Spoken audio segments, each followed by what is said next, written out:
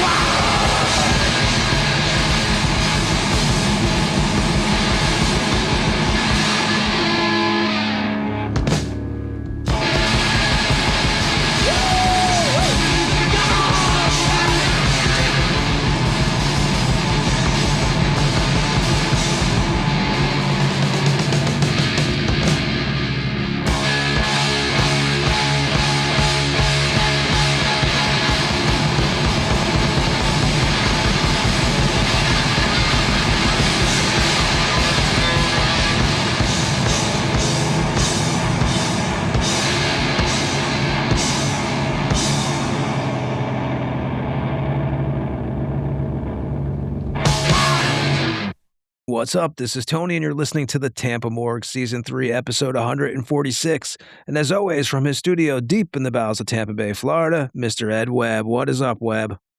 Mr. Anderson, what's up, brother? Not a great week, huh? Yeah, man. We're going to talk about that in a second. It's been a sad week in the Tampa Bay area. And we can even start there, actually. What we did, just so everybody knows, we did open up the show with Sons of Satan by Venom from the band's 1981 Welcome to Hell record that came out on Neat Records. And we'll be joined by legendary guitarist and founder Jeff Mantas Dunn in about 25 minutes. But as Ed was saying, yeah, man, it's been a rough week for the Bay Area. Yeah, we lost the fucking legend out of nowhere, man. And what's so weird is I'm not, like, I mean, I've known him for 35 plus years. And yeah, it just when you saw it, it was just like, you got to be fucking kidding me. Yeah. Um, We're speaking of Mike Browning. I'm sure everybody knows. Ed, when did you first meet Mike? wow. It would have probably been when he was in Morbid Angel at the Sunset Club, just a "What's up?" kind of thing. But I didn't really interact with him until later on at the original Brass Mug when he was doing early Nocturnus. So it would have probably been that time frame when like I became actual friends with him. So yeah. And over the years we were gonna there's a couple times I almost joined After Death or Nocturnus or whatever, with I remember because that. Yeah. Damien got on board and Damien's the old guitar player for Damien Heftel. Yeah. yep, from he played with us and Generic Christ. He was in my band Destined to Contorted. Destined Ruin, to Ruin. Contorted. Yep. So he's been playing with Mike over 20 years, and there's a couple times, we tossed around the idea. Plus, Mike used to live literally 5 minutes from my house, and I used to work on his bikes because he had these BMX bikes. He used to love the shit out of them, and yeah, man, just sucks. I've been to his house many, many times over the years, and that one just that was not expected, and it was a little rough. It still is a little bit. I still think about it. Aside from some asshole today putting up an AI picture of a bass player saying "Rest in peace, Mike Browning," that just kind of set me off. I sent it to Yeah. you, So and times we you were live in, like, "What the unfortunately. fuck are we doing, man? Come on, you lazy bastard!"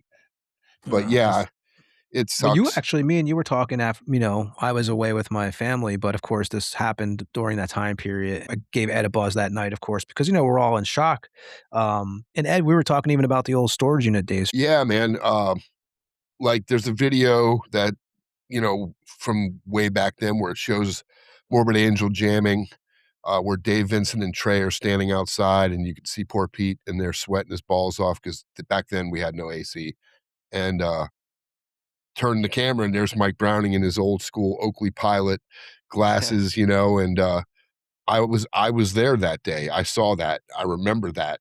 Um, I don't remember who was filming it, but I remember we were there that day because there was a bunch of people around. And Morbid Angel, they were known for the dudes. They didn't always keep the door up. They usually came outside and closed the door so that the sound wouldn't be so brutal.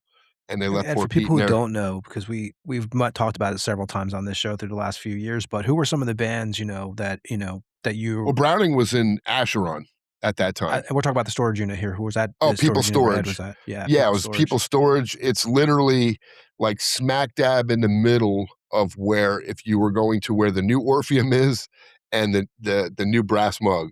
It's literally the road, Skipper Road. I mean, you're smack dab in the middle of both of those locations. So, but this is like iconic. We've talked about it a million times, but back then I was in my own band, starting out a new band with guy we know well, Dave Sawyer, and Mikey Goat fan who Hazel Rigg, who passed away last year. Um, but bands like Eulogy were out there. Asheron was out there, which is what Mike was playing with Crowley's, Pete Slate, and I believe Tony Black at that point, if I remember right. I know one of them were in the band. I can't remember if both or one, but I know they both played with Asheron. So yeah, it's just like I said, I saw him all the time. He was at every mug show. He was at every, you know, you name a show, he was there. He was a fixture, and he was a nice dude. That's the thing is he was killer guy.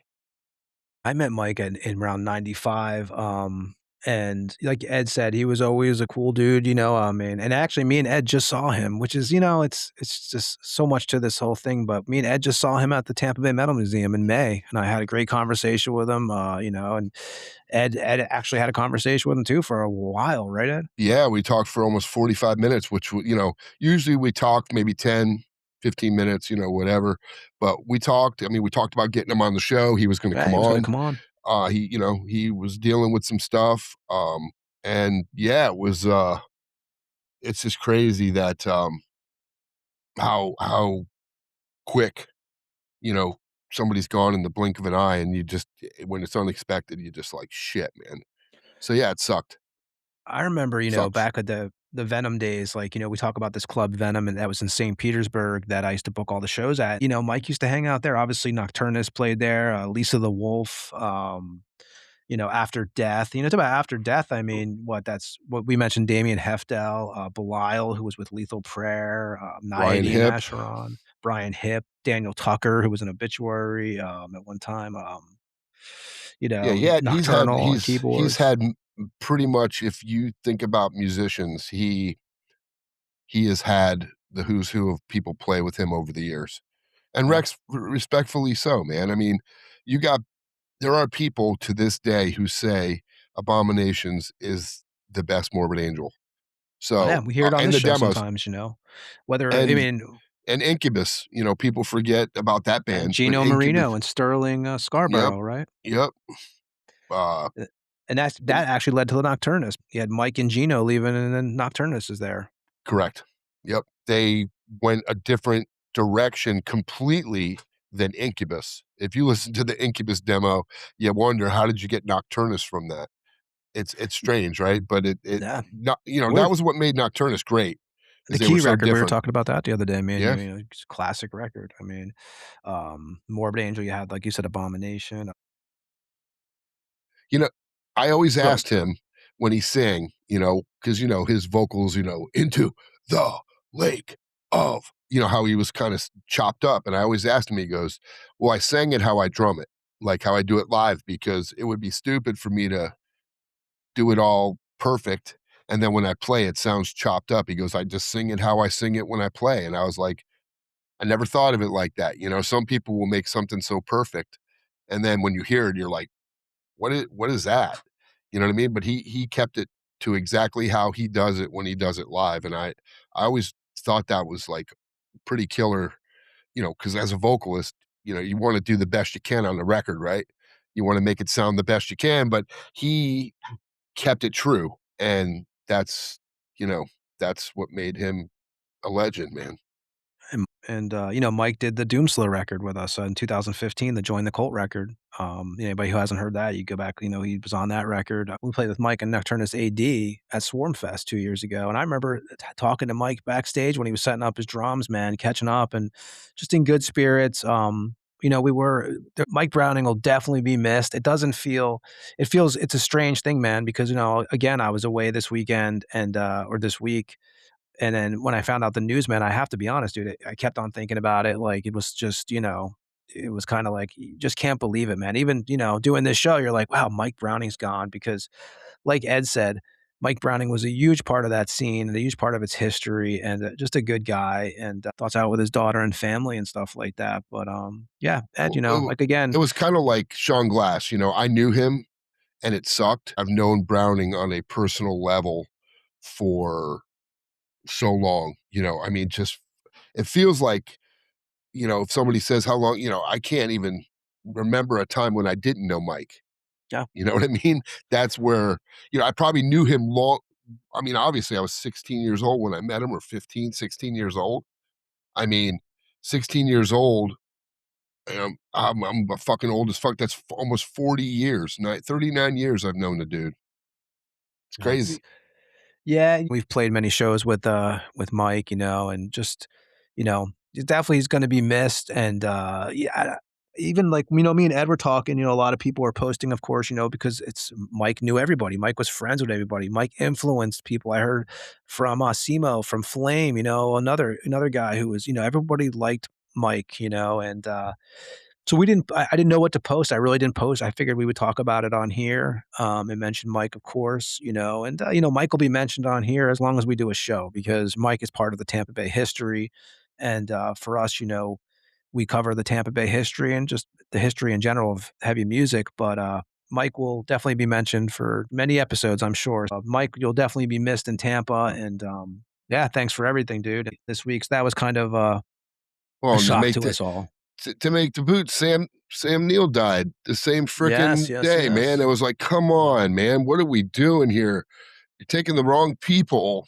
Yeah, I We have saw a that lot of too, other man. people. Same day, right? I think it was. You're Yeah, right. same day. I mean, he died we got, he died in the morning. I think, from what I understand, Mike passed away the day before, and they kind of Let the waited. family know and stuff. Yeah, which this Yeah. is respectful. I respect it, but the news broke, so it was, to me, it was like we heard about Sam Neill, and I was like, "Oh, man," because he was great actor, and then when I heard about Mike, I was just, and, as soon as you heard it, you couldn't unsee it because it Couldn't was stop thinking about it, yeah. everywhere. Everybody was Yeah. posting everywhere, and it just was a reminder that, man, like, we go to the gym every day. I'm over here doing whatever thing I can, and it doesn't Just matter, never man. know, man, you know? It just doesn't matter, man. When Yeah. the clock ticks, it sucks. It really sucks. It makes you think about your own mortality, doesn't it?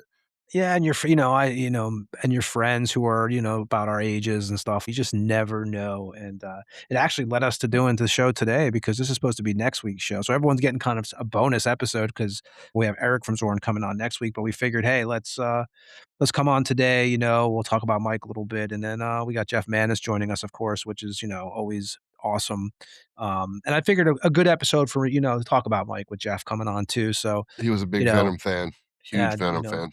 yeah, so I mean, we had Jeff on. Anybody who obviously listens to the show knows we had him on for 5 hours, last year, and it's a deep dive into the history of Venom. So many stories, so many, myths and stuff that he, dispelled and, went over with us, and just a great episode. So if you haven't checked that out, I definitely recommend it. And Jeff has a lot of new stuff going on, and actually what got him on here today, we hit him up, and, he's gonna come on and tell us about what's going on with him, and what the shows they're doing with him and Abaddon now. He's got Blake on guitar, who we had on here from Interceptor, which is a total trip to see how that rolled out. But seems like everything's working out great, and we're going to talk to Jeff about that. I say we get it moving along. We talked about Mike. We wanted to do that. Before we do the usual maintenance rounds here, Ed, we'll do what we've been doing the last 2 months. We've been asking guests who their favorite or who they felt was the most important band to come out of Florida and their favorite record to come out of Florida. We've been clipping those answers. We don't put it on the same episode that the interview with the artist is on, but we save them for future episodes. But actually, this is the first time we're putting on a guest who hasn't been on the show yet. They'll actually be on in 2 weeks. And the answer he gave is very fitting to, we were talking about Mike Browning and stuff. And this was not planned at all. This interview took place a couple days prior to that, and we thought it would fit perfect on this episode. And this week will be Breon of the Irish death thrash metal band Cutthroat, from Kildare, Ireland. They just put out an EP called Invoking Terror, which is killer if you haven't checked it out yet. Came out on June 19th. And we'll actually have Breon on the show in 2 weeks. But Cutthroat, young band. Yeah, so he'll be on here in 2 weeks, but he's going to come on tonight and actually give his answer on who he feels is the most important or his favorite band to come out of Florida album. And this is what Breon had to say from Cutthroat, and we'll be back on the Tampa Morgue after this. Okay, Breon, in your opinion, what is your favorite or the most important band to come out of Florida and your favorite album to come out of Florida? Two come to mind immediately. Incubus and Morbid Angel. Those are probably very cliche sort of picks, but the demo era of those two bands, obviously Incubus only has that one demo, so having that self-titled Incubus demo and then Thy Kingdom Come and the Morbid Angel rehearsals were always a big thing for me. And then beyond that, obviously Altars of Madness. Again, probably a very cliche pick, but you can't deny the impact it's had on extreme music, the avenues that have been opened because of that, and everything it's brought to the scene ever since. So yeah, be those two. And there you go. That was Breon from the Irish death thrash metal band Cutthroat. He'll be on the show in 2 weeks. Before he comes on, make sure you check out the Invoking Terror 5-song EP. And yeah, man, like I said, we had talked to Breon last week. We just felt like his answer fit perfect on this episode. And, so yeah.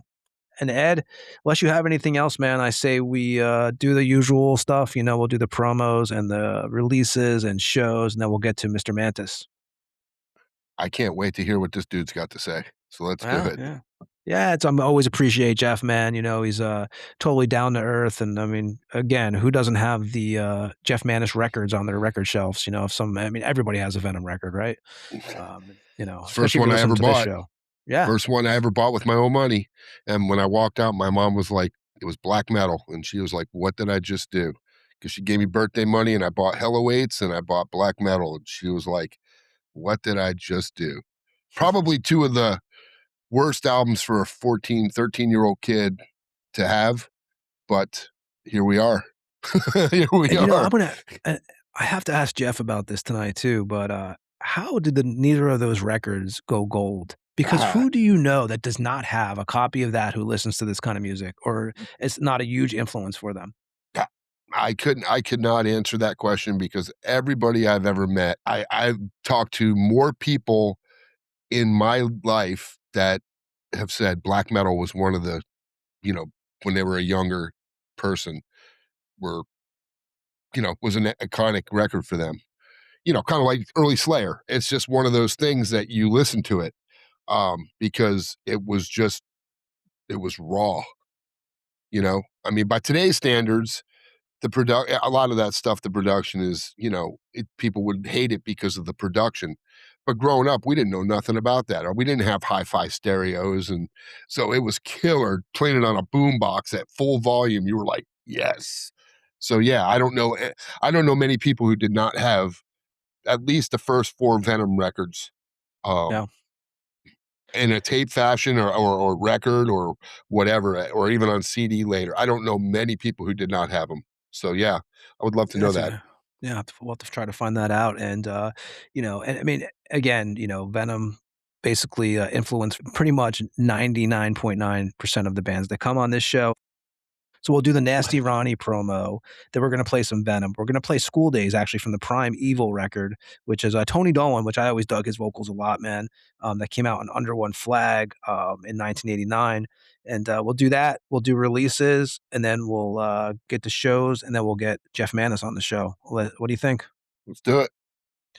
Yeah, so first we're going to play some Venom. We're going to play School Days from Prime Evil. It came out October 9th, 1989. And we'll do that right after the Nasty Ronnie Tampa Death Fest promo. We'll be back on the morgue after this. Hey, Tampa Morgue listeners. This is Nasty Ronnie from Nasty Savage.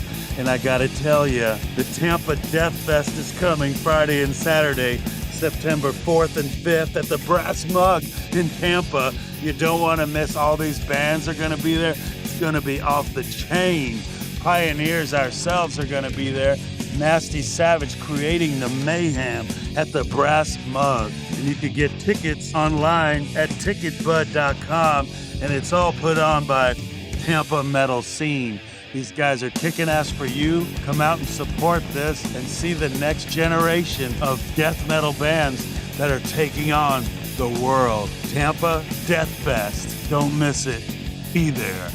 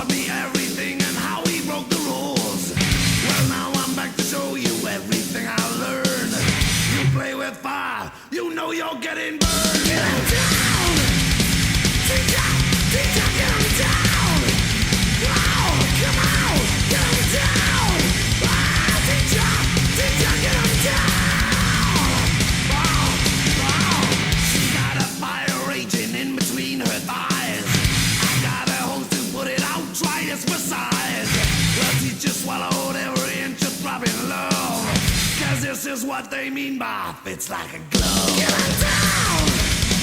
Teacher, get him down! Wow, come on, get him down! Wow, teacher, get him down!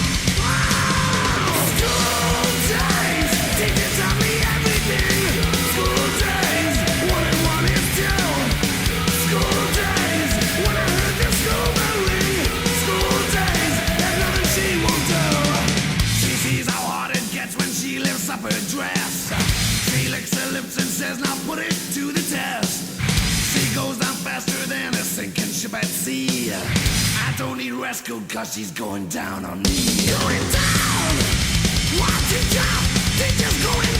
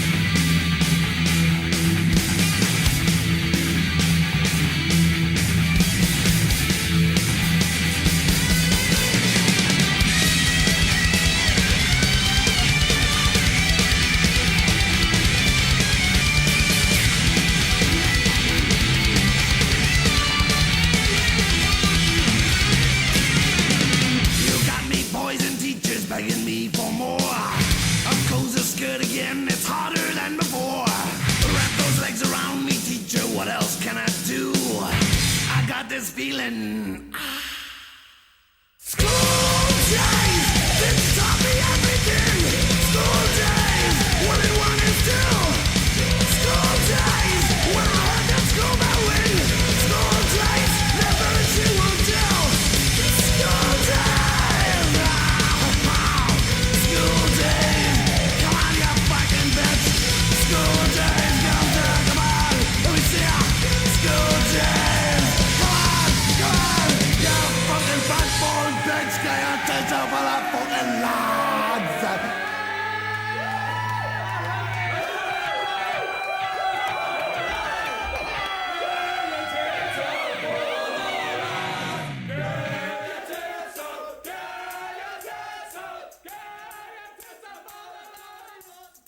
And we are back on the morgue, and that was Venom with School Days from the band's 1989 Primeval record, and we'll be joined by the one and only Jeff Mantas Dunn here in about 10 minutes. If you are new to the show, thanks for joining us. We started this August 5th, 2023, and we're going into Season 4 next month. If you'd like to contact us, you can email us at thetampamorgue@gmail.com or message us on the official Tampa Morgue Instagram page. The Instagram page is the best place to keep up with the latest on the show, upcoming guests, and basically anything Tampa Morgue related. And if you're looking to grab an official Tampa Morgue shirt, they're $25 plus shipping. We do ship worldwide. Just send us a message and we'll get you hooked up. And as we say every week, we are in no way influencers. We are just an underground audio show that documents the history of extreme music with the artists who create it, and we appreciate everybody who hangs out with us weekly on the show. This is episode 146. That means you can go back and listen to 145 previous episodes for free wherever you listen to your podcast.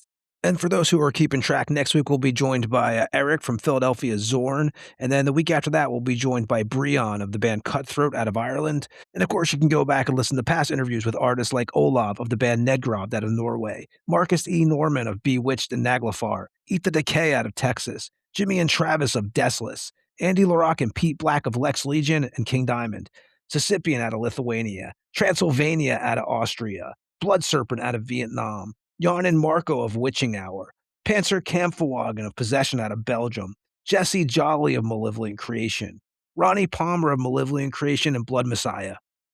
The very first interview we did on this show, Pat from Hellwitch, Perversifier from Miramac, Ancestral Fog, Ex Morte Incandescente, Lee Harrison from Monstrosity, Ex Malevolent Creation, Ex Terrorizer and Midnight, Hanna from Ossegrom and Wolvenblod, Atax and Scum from Germany's black metal band Pest, Juha from Death Chain, Chamber of Unlight and War Moon Lord, Yarno of Finland's Urn, Ex Barathrum and Graves, Kev Desecrator from Destroyer 666, Sepulchre, Benefiction and Profanation, Tony Thomas from Witch Vomit and Torture Rack, W. Horror Preacher from Vomit Angel, Mask of Satan, and Witch's Hollow. We had Chris Volcano do his first audio interview ever on the show. Chris is with Abominator, Cemetery Urn, Ex-Denouncement Pyre, and Ex-Destroyer 666. We had Nasty Ronnie on the show from Nasty Savage. That's a 4-hour deep dive episode into the history of Tampa and Nasty Savage. Anti, a.k.a. Necroterra of Cadavic Incubator, Ex-Torsofuck, Ex-Slugother, and Satanic Warmaster. Sadistic Fornicator and bassist The One from UK's Necromaniac. Revik from Mordant Red, Arco Presser from Lord Humongous, Magnus of Norway's Aberration, Ex-Condor, Ex-Hecatomb, and Ex-Mayans Hill, Simo of Finland's Flame and Ex-Adorier, Daniel Avenger from Nocturnal Angel of Damnation and Black Priest of Satan, Sergeant Salston of Deathhammer and Impugner, Eric from Goatseam and Evil Dam, Ex-Sarum and Ex-Black Angel, Infernal and Odin from Disaster, Terry Butler from Obituary, Inhuman Condition, Ex-Death, Ex-Massacre, and Left to Die, Alessio from Violenter, Ex-Hobbs Angel of Death and the Mentors, Adam Scott of Cardiac Arrest, Noella of Hexea out of Texas, Crusher of Finland's Morgul, Yano of Anal Vomit, Lord Sabathan from Slaughter Messiah, Heinous, Ex-Enthroned, and Ex-Morbid Death, Necro Morbid out of Italy, Norway's Heimland, Ritual Butcher of Finland's Arc Goat, John Berry of Slaughter Messiah, Ancient Rites, and Nocturnal. We had Udo on from Accept, legendary producer Scott Burns, Tony Dolan from Venom, Venom Inc., Adamcraft, Louisma from Hemorrhage, Ed from Negative Plane. We had Tom of Devastator out of the UK, Seb, the bassist of French black metal band Hell Militia, Brian Kaz of Melting Rot, Vincent Crowley of Acheron, Ex Nocturnus, and the Vincent Crowley Band, Chuck Billy of Testament, Dave and Jeff of Imprecation out of Texas, Don of the Dead of Nunslaughter and Satanic Threat, Snowy Shaw of Merciful Fate, King Diamond, and Notre Dame. We had Kyle Thomas of Ex-Hoarder, Trouble, Ex-Floodgate, and Alabama Thunder Pussy on the show. Dallas Toller Wade of Narcotic Wasteland and Nile. Jamie Bailey of Brodequin and Liturgy. Matt Bishop from Human Artifacts, Horrific Demise, and Lividity. Thomas of Wolfheart. Henry of God Dethroned. King Fally of Deceased on October 31. Beelzebub of Mystic Circle, Blaine Cook of The Accused and The Accused AD, Chris Reifert from Autopsy Abscess Eat My Fucking Violation Wound, Gene from Perdition Temple, Malefic Throne, Ex-Angel Corpse, and Hexorcist. Hexorcist has a new record coming out. Lee Payne of Clove and Hoof, they have a new record coming out too, I saw. Ryan Waste of Municipal Waste, Bat and Vulture. Pooch of Raped Ape, Harry Quokinen of Hooded Menace, Hail Conjurer, Horse Latitudes, and Hollow Woods, Dave Greger of Mortis Scold, Jim and Pat of Morbid Saint, Carl Kennedy of The Rods, Paul Speckman of Master, Bill Owen of Purgatory, John Gallagher of Raven, Dave Austin of Nasty Savage, David Howard Thornton, who played Art the Clown in the Terrifier films, Bobby G of Overkill, John Walker of Cancer, Rob from Lucifericon at Ex-Destroyer 666. Lucifericon has a new record on the way. Luciferian Rights out of Mexico, Martin Missy of Protector, Phantom out of Mexico, Witch Trap out of Colombia, Glenn Destructor of Australia's Destructor, and we also had Alan Howarthon, who did the music for Halloween, Escape from New York, Poltergeist, They Live, Raiders of the Lost Ark, Gremlins, and much more. We had Colby on from Enforced, Ben Jackson from Crimson Glory, Slaughter and Carnivore of Germany's Cruel Force, and those are just some of the interviews you'll hear when you go back and listen to past episodes. What we'll do now is we'll do some releases, and then we'll mention some shows, and then we'll get to Mr. Jeff Manis of obviously Mantas and Abaddon, Venom, ex-Venom Inc. But first, we'll start the releases with the Belgian black metal band Pox. They're putting out an EP titled BKW, which stands for Brass Knuckles Witchcraft. It's coming out on Void Wanderer Productions out of the Netherlands. Band formed in 2014. First release was a 4-song EP that came out in 2015. This will be the band's third EP. They also put out a split with Heretic out of the Netherlands. Brass Knuckles Witchcraft has 5 tracks and it'll be out July 23rd. Then we'll go over to the Italian death metal band Into Darkness. They're putting out an album called Route to the Outer Side. It's coming out on Dying Victim Productions. Into Darkness formed in 2011. First release was their self-titled 2012 demo. The band has put out a handful of splits, EPs, and demos, and Route to the Outer Side will be the band's debut record. It'll have 8 tracks and be available July 24th. Then we're going to go over to the Chilean death metal band God Against. They're putting out an album called Devouring Nameless Abyss. It's coming out on Iron Blood and Death Corporation out of Mexico. God Against formed in 2006. First release was the band's 2-song 2007 God Was Wrong demo. In total, the band has released 2 demos, 2 EPs, 2 splits, and this will be the band's third full length. Devouring Nameless Abyss has 8 tracks and it'll be out on July 24th. And we're going to stay in Chile with the Chilean thrash death metal band Ripper. They're putting out an album called Towards Rebirth that's coming out on Dark Descent Records out of Colorado. Ripper formed in 2007. First release was the self-titled 2008 demo. And Ripper features members past and present of Communion, Death Force, Axe Battler, Critical Defiance, and Slaughterhouse. This will be Ripper's third full length. Towards Rebirth has 10 tracks and it'll be out July 24th. Then we're going to go over to the Norwegian black metal band Profane Burial. They're putting out an album called Desolate Echoes of Turmoil on Crime Records out of Norway. Profane Burial formed in 2013. The band's first release was their 2018 full-length titled The Rosewater Park Legend. The band's second release was their 2024 full-length My Plateau. Desolate Echoes of Turmoil is the band's third full-length, has 6 tracks, and it'll be out July 24th. We're going to finish up the releases with the Brazilian thrash metal band Toxic Carnage. They're putting out an EP titled Shadows of the Past. It's coming out on Thrasher Death Records out of Brazil. Toxic Carnage formed in 2028. First release was a 2009 4-track demo titled Violent Carnage. The band has put out 2 demos, 2 full-lengths, 4 splits, and this will be their 5th EP. Shadows of the Past has 3 tracks. It'll be available July 24th. And for shows, Ed, I got Friday the 17th, 6 Feet Under Cataclysm at the Albatross in Jacksonville. And Friday also on the 17th, Vinter, Death Warden, and Skeletizer at the Abra in Melbourne. Saturday the 18th, 6 Feet Under Cataclysm at the Culture Room in Fort Lauderdale. And Friday the 24th, Obituary at the Handlebar in Pensacola, Florida. And Saturday the 25th, Unholy Disciple at the Iron Oak Post in Melbourne. And then Tuesday the 28th, Internal Suffering, Gut Fucked, Rotten Remains, Slug Bleed, and Lord Glyphus at the Handlebar in Pensacola. And that's what I have for shows. Anybody who wants to keep up to date with shows, visit the site hvymtlmon.com. There you'll see a calendar. You can see every show that's going on in Florida, whether it's national or underground, and it's pretty damn updated, man. I have to say, I check it out before we do this show. So again, that's hvymtlmon.com. And Ed, I say we get to Mr. Jeff Manis. Let's bring the icon on.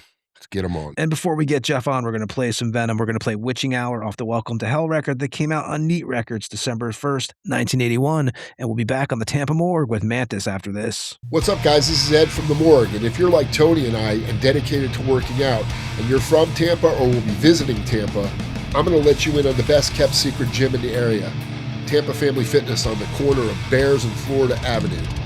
And unlike the big box gyms where you're just a name and a number, the owners, Sarah and Eddie Amaral, have created a community where you're not just another face lost in the crowd. They also have, hands down, the best trainers in Tampa, with Coach J, Jared Perea, who I've personally witnessed take his clients to award-winning bodybuilders.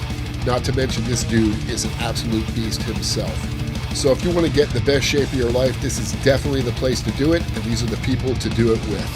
So if you want a no-frills gym experience that I can only describe as old school Arnold Schwarzenegger on Venice Beach with no fancy machines, just get in, get your ass kicked, get a crushing workout, then you want to go to Tampa Family Fitness at 14968 North Florida Avenue.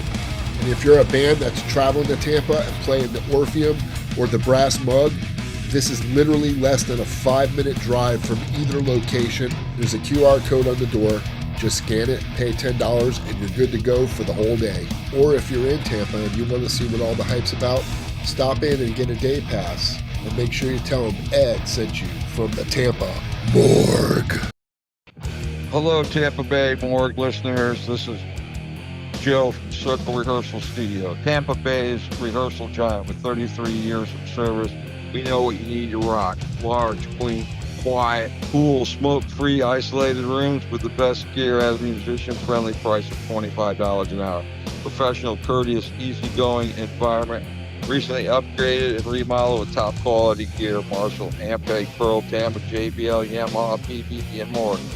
We have the experience and the gear to provide you with the best possible rehearsal experience at the best price. Just completed and soon to open Circle's demo studio for your recording needs. From laying down drum tracks to complete projects, we have you covered at a musician-friendly price. Also in the work is the pro rehearsal room, freshly appointed and stocked with the best gear at nicely competitive rates. Our contact number is 727-546-8930. Our address is 10841 75th Street, Seminole, Florida, 33777. We have 7 large rehearsal rooms. Looking forward to seeing you soon. Thanks.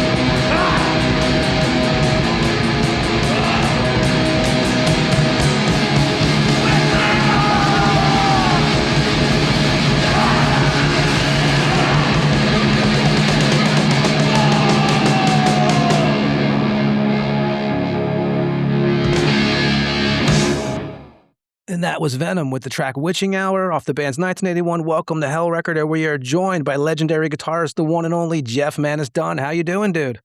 Very well, thank you very much. Pulse is still going. I'm still able to walk around. So, yep, every day above ground is a good day. So I'm here. Yep. Glad to have you back here, man. You were on here February 12th of 2025 for 5 hours. So tonight will be a shorter episode, but man, you got a lot of shit has changed since we hit the off button on that interview.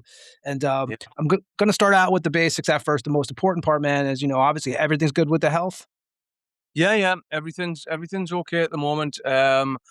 I think it's next week or the week after. I'll have to check my diary, but one of those. I've got to have more blood tests, but that's just to keep an eye on the nasty LDLs. Keep an eye on the cholesterol levels, because as I've been told, I'm a cholesterol factory, and that is what has caused the 2 heart attacks. It's all down to genetics, unfortunately. But yeah, other than that, I'm in my little gym outside there, 20 minutes every morning, quick workout. Obviously I can't train like I used to, but age appropriate training, let's say, just to keep what I've got. And that's good enough for me now. Yeah. But everything's good. Everything's good so far. Yeah. And Anita, she's doing good too? Yeah, she's okay. She's got some more hospital appointments at the end of this year. It's the age thing, I suppose. You get to that age, and it's things start dropping off and falling off, and But no, she's good. I mean, the main thing was that ridiculous cancer diagnosis was overturned. So they found a few things, but nothing as drastic as that, thank God. But she's doing good. She's doing good. She's okay. Good, man. And like I said, we had you on, it was a year ago when you had just left Venom Inc., probably a couple months prior to that. I believe the last real shows you had done was, I could be incorrect, but you did the 5.5 week South American tour, which kind of pretty much brought you to where you weren't playing anymore. I think it was like 33 flights you told us. Again, we had you on episode 77. So anybody who's wondering, we had Jeff on the show for 5.5 hours, like I said, discuss all the Venom history. So if anybody's wondering why we're not going to be asking a lot of old Venom questions, because there's 5 hours of it you can go back and listen to. And I think that we talked about everything. I mean, people keep on complimenting me about that show. And if you're a Venom fan, I mean, it is definitely a must, I would say. But man, how has things have changed a lot, dude. And I have to ask, the first question I'm going to ask you is, how does it feel to be back on stage, man, after 3 years? Do you know what it is? I'm having the most fun. I'm the most relaxed, and I'm enjoying this so much. I've never felt like this about going away, playing a show or anything. I mean, I've probably got about 3 or 4 weeks off now, leading up to the next festival, which is the Midgårdsblot in Norway. And everybody on the team, we've got a WhatsApp group, and it's like, oh, I can't wait for the next one. We can't wait to see each other again. And that's the way it should be at the end of the day. Whereas before it was getting a little bit of a chore, let's put it that way. But as I've said, people have got their own opinions about all this, and saying that, all this was pre-planned. None of it was pre-planned. It all was just purely by accident and by this court case that Abaddon had with Kronos. And I got asked to be a witness. And I think everybody knows the story by now, but, it was a mutual friend contacted me. Can you call Abaddon? I was like, well, not really, no. Why? What's, we hadn't spoke since 2017. And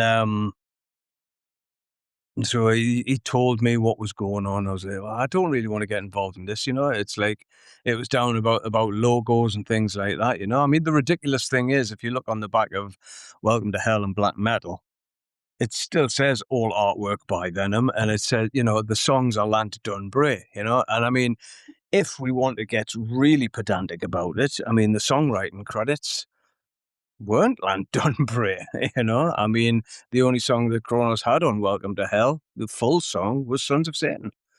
and he had some lyrics on some of the other songs, and that was it. But everything else was written by me. But yet he's fighting over his logo. It's like, for God's sake, you know. But anyway, I then got put in touch. I spoke to Abaddon. He put me in touch with the lawyer. And then when I seen actually what Kronos was claiming, and I read the first witness statement, I was like, oh, this is, it was unbelievable. You know, it was absolute delusional fantasy, some of it. So I thought, right, okay, then. So I made a first witness statement. I bullet pointed a lot of his things, and then I had to make a second witness statement. And then obviously I had to go to London to go to the Royal High Court of Justice, Intellectual Properties Department. And the funny thing was, the lawyer took me into the courtroom, and I'd never been in one of these places before, you know, so I'm just looking around. He was like, right, this is where you'll sit. That's where the judge will be. This is where there's the witness box there. You'll go up there. You'll give your evidence. All this kind of We'll be sitting this side. Lant will be sitting that side. Right, okay. And then he said to me, he says, I've got to go outside and talk to the barrister, because it wasn't the lawyers who were presenting the case. It was barristers. And he went outside, and Kronos walked in. Or let's just call him Conrad, right? Conrad walked in. And as he walked past me, under his breath, he went, grass. Now, you know, a grass in England is an informant, you know, someone who tells the truth about a person, a situation, or whatever, you know, and that's what he called me. I don't think he expected me to get involved, let's put it that way. But all I can say is, right, without the constraints of a courtroom, call me that again. There you go. We'll see where we'll go from there. But anyway, no, the thing is, it's like, you know, I've heard people saying like, oh yeah, Kronos won this, that, and the other. Kronos sued him and he won.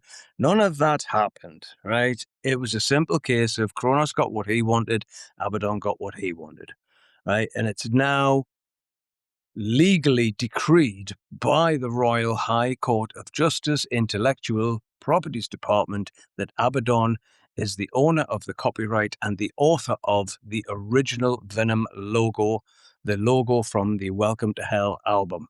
So anybody who is out there using that now should stop immediately, because if it goes to court, you will lose. The court papers are there in Abaddon's possession. He is the legal copyright owner. It's as simple as that.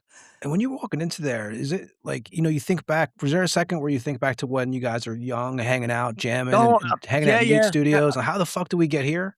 I know exactly what you're saying, mate. It was, you know, I did.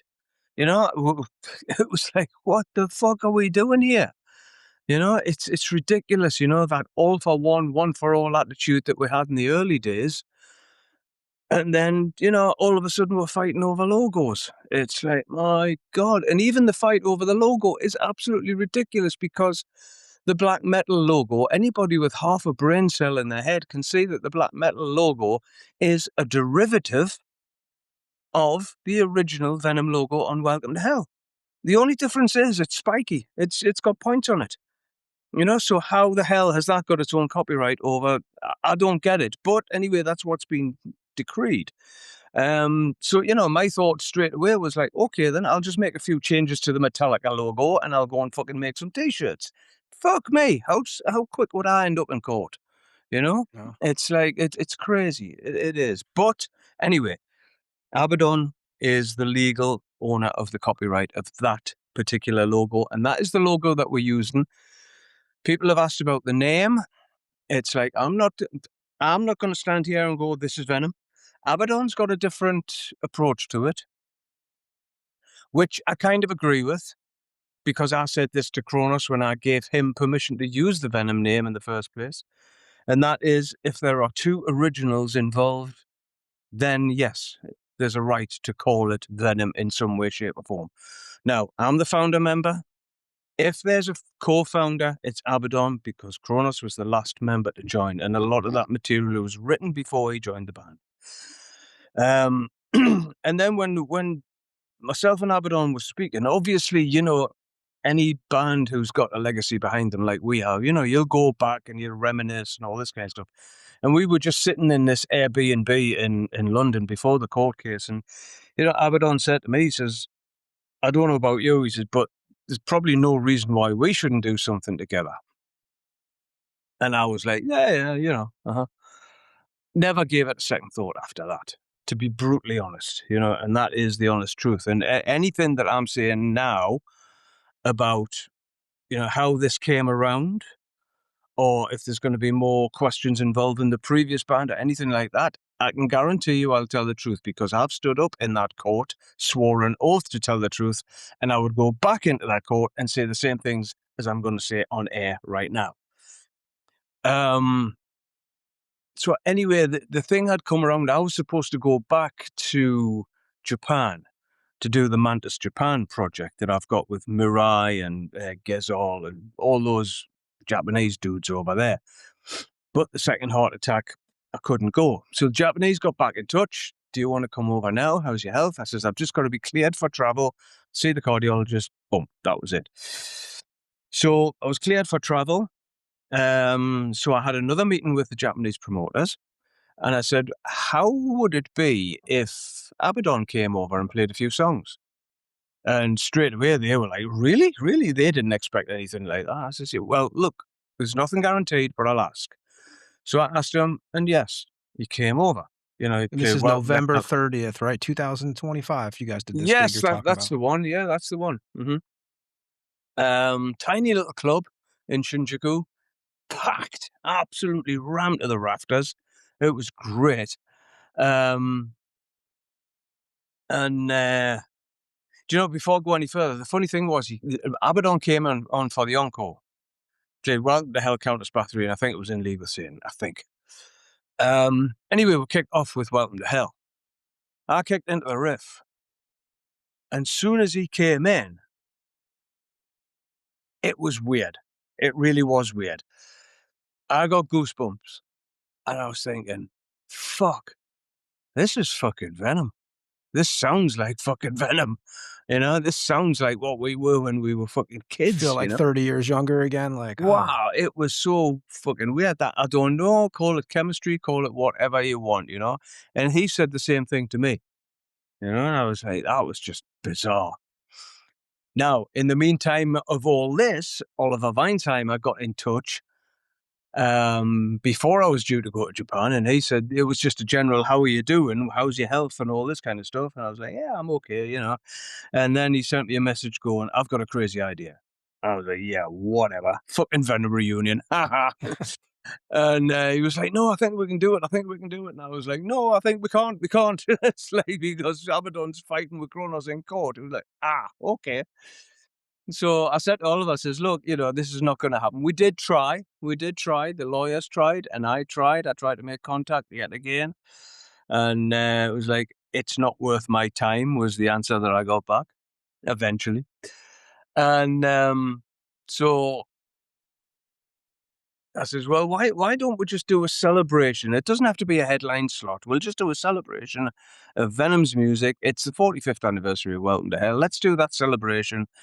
And see if we can get some guests, I'll call some people, you can call some people. And he was like, actually, that's, yeah, great. He says, I had the same kind of thought. I was like, right, okay. So we did. And we Venom had not celebrated anything, right, ever, through any of the albums. No, you guys had always missed the celebrations. This fucking stupid band has missed every fucking celebration, every fucking anniversary, every single one. So anyway, long story short, that came about. And it was after that the agent that I had worked with in the previous band, he got in touch, to which I said straight away, well, there's a conflict of interest if you're still working with the previous guys. And he was like, no, that's over. Like, all right, interesting. Then the sound guy, the tour manager, the crew, everybody was like, we're on board, we're in, we're doing. I was like, holy shit. And that's where we are now. We've got such a happy team. This is an overused fucking statement, but we're just a happy little traveling family, you know? I mean, there's David Vincent walking through the fucking airport singing the Partridge Family theme tune. You know, it's like we were fucking pissing ourselves laughing, you know? And I was telling you before we started recording that I talked to Eric from Watan last week at the Kilcum Festival, and he was telling me he had a blast with you. You know, Oh, I mean, over in yeah. Sweden at the festival. That again, that came out of it. I mean, Nurgle. I contacted Nurgle quite quickly. He couldn't do the first ones because he was on tour, but he says as soon as I'm available, I'm there. I mean, he's going to be there in Norway with us in a few weeks. David will be there again, obviously. Dave will be there. I mean, we've had Sakis from Rotting Christ. Obviously, Eric. It's great. And next year, hopefully, I've been talking to Jeff Waters, and he said he's got some stuff on this year, so he wouldn't be able to do this year. But if we're still doing it next year, which, you know, the thing is, what myself and Abaddon, we've just basically said, let's get on the bus and ride it until the wheels fall off. You know, there's no elaborate plans for 5-10 years down the line or anything like that. It's just, let's see what happens. But we've already got, I think it's 6 shows booked next year. They haven't I been figured announced yet, so. but Yeah. it's, you know, so it is going, and I mean, that is still just Europe. We haven't explored South America, anywhere else yet. I've got to speak to the Australians, but, you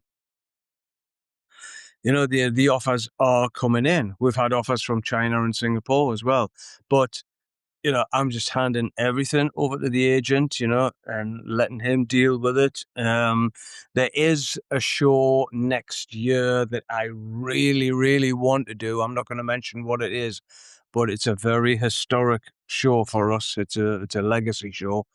And if we can possibly do it, I really want to do this one show. Were you sitting back, like, you know, when you weren't playing, the last time we had you on, like I said, you even said on the interview with us, "I don't know what I'm gonna do. I don't know if I'm gonna play again," you know, like, on stage. Were you were you, like, dying inside, like, a part of you was missing not being on that stage? And obviously, now that you're having fun, were you missing that? Do you know what it is? I can't actually say yes, because of the experiences that I'd had with the previous band. And I think, you know, I told you with that setup, I had been on the brink of leaving 4 times, and it was just getting progressively worse. And, you know, I wasn't looking forward to going away. And then Anita had her health problems. Then I had the second heart attack, and it was just like, you know, and then I seen what was going on in the background, and I was getting told things, and I'm like, oh, for fuck's sake. And that's when I just made the statement and said, nah, I'm not, fuck this. I don't need this in my life anymore, you know? Oh. But then, you know, when the stars aligned, shall we say, and everything just happened, you know, that first show that we did at Keep It True, I mean, fuck me, it was absolute chaos.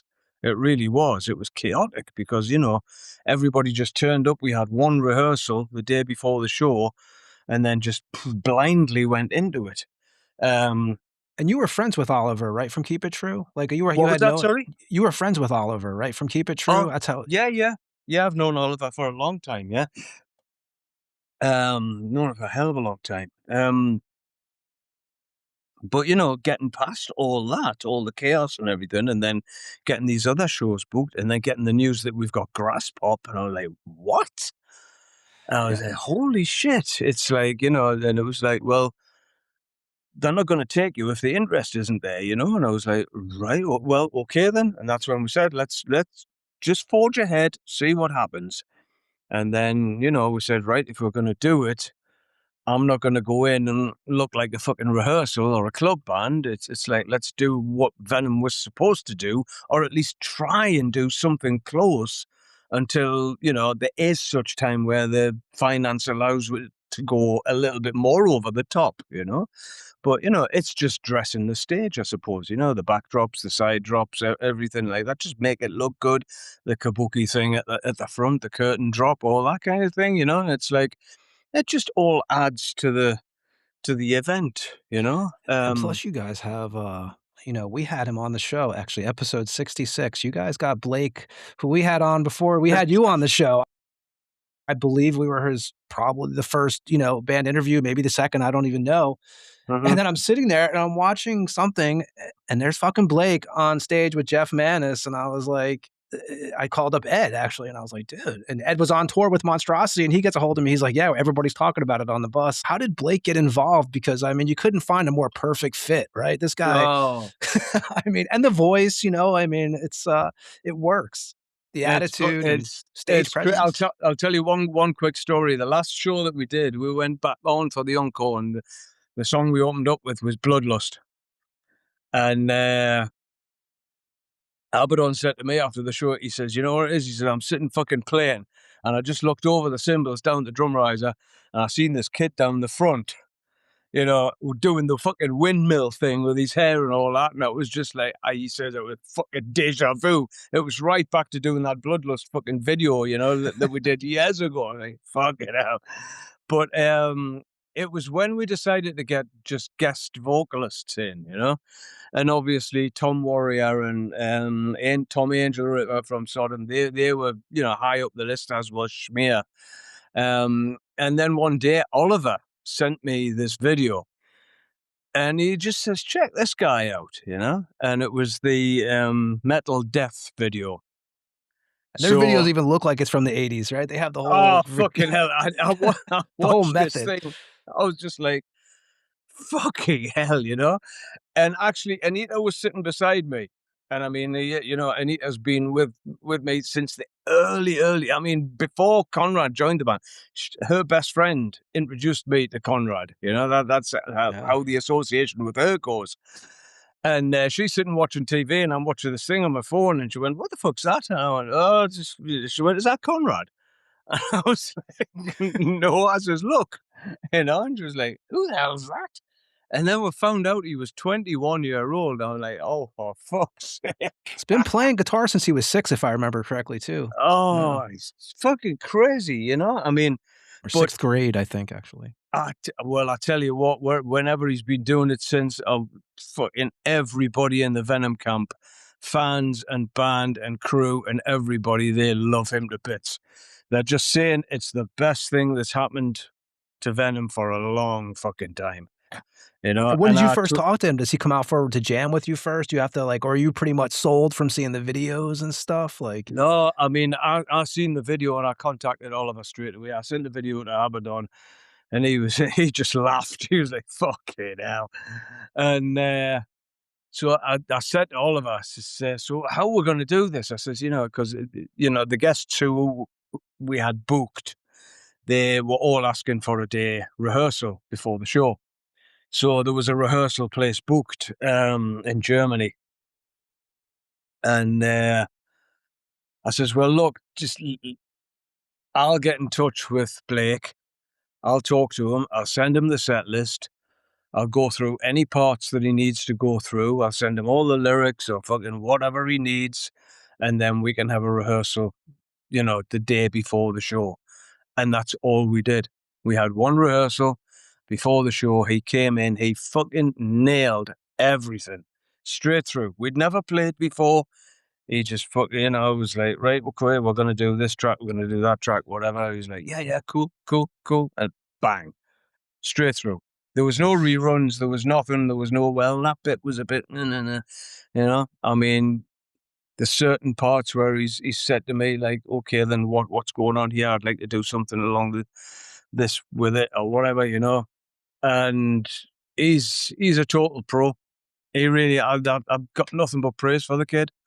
He's doing a fucking fantastic job. And like I say, more than me liking him on stage with me and Abaddon, it's the fans are loving him. The fans are digging him. There. Now you can even see it. They're just absolutely, I don't know. He's a talent, that kid. He really is, And I've already said to him, I said, look, you've got a lot longer left in the fucking music industry than I have. So whatever we're doing now, use it to your advantage. Okay, let me ask you this. Has there been talks of recording a record with Blake and Abaddon? You three, new material. I mean, and I've seen, like I said, I've seen a lot of positivity and a lot of, hey, Jeff, why don't you do this? And what better place to announce it than here if there's a possibility of that, you know? There's a possibility. Okay, yes. I mean, I had to ask it, you know, I'm like, how do you not Yeah, ask yeah. this? But I mean, at first, when I first got the question, I was a definite no. I says, no, you know, who needs it? Who needs another Venom album? You know, it's like, but then, you know, people were saying to me in particular, they were like, yeah, but you know, you wrote the original stuff, so we need this originality, we need this authenticity, and you know, you and Abaddon together, it's like fucking hell. And I was like, yeah, whatever. And then Blake was saying that some of his buddies had been saying like, wow, are you going to do an album with these guys? You know, I mean, fucking something retro, you know, it's like, so we've spoken and we've said, right, okay, let's just take our time. Whatever happens, happens. And I think the initial plan is to just get one song and debut it live. feed it into the cycle. Yeah. And see what happens. See what happens. Blake has already started sending me riffs. He has a double disc written. He's already he's got box sets and shit already to go. You know. Well, think about it. For Blake, man, he's been. Like I said, I was aware of him before he even he was on our show before we had any idea he would hook up with you. And this guy's been getting ready for this for years. I mean, if you look at Interceptor, I mean, it is like the perfect Venom tribute band. You know. Oh God, yeah. That you know, when I looked at that Metal Death video, I was just like, that's us as young kids. Yeah. Just fucking, you know, not giving a shit and fucking setting fire to everything and got the stash going and stuff, you know, he's yeah, you know, and I'm gonna, you know, and I'm gonna talk more about him too. I'm gonna play really fast. I'm gonna play some Venom. I'm gonna play Buried Alive from the Black Metal record. Anything you could tell us about this track before I play it? It was written before the Welcome to Hell album, actually. Buried Alive and Raise the Dead were actually on that Church Hall tape, and Clive Archer was the first person to sing those songs. And I think it was just the fact that we didn't think we could do them justice at that particular point. So it was left off the Welcome to Hell album, and then it appeared on Black Metal. And I think everybody knows the sound effects at the beginning. That is Conrad's voice slowed down. And the dirt getting thrown onto the coffin, there's a microphone underneath a cardboard box, and we're actually dropping soil from outside onto the cardboard box, and that's how we got the effect. Then you can hear all about that on the first 5-hour episode with Jeff Manis. But yeah, I'm gonna play that, and I have to ask too with that record, man, because you got to figure that album had to sell. I mean, how did that record not go gold? I mean, you guys are listed as like the biggest influence for pretty much every metal band. I interviewed a band actually, Cutthroat from Ireland, and huge Venom fans. I mean, these kids are like 19, you know, and it's going back to that period, at that age level. Like, how does that record not go gold? Or do you think that it's just something that they didn't want you guys possibly to even know the sales because it's just the easier way not to pay the bands? I think you've hit the nail on the head there. I think anything that I've never seen an official statement, royalty statement from Neat Records. Never. And I think that anything like that would be, as you say, an admission of sales, where we could then go, okay, hold on, this has sold how many copies? And it's gone gold, it's gone platinum, it's gone whatever. Where the fuck's the money? You know? So Neat Records never admitted anything. That's as simple as that. I don't know anybody that doesn't have that record, so it's always makes me wonder. But Yeah, I know. I'm going to play it now. This is Venom, Buried Alive from Black Metal that came out on Neat Records November 1st, 1982. And we'll be back with Jeff Manis after this track. We are brought forth unto this world with nothing, and with nothing we depart. So I commend this body to the ground with loving remembrance. Earth to earth, ashes to ashes, dust to dust.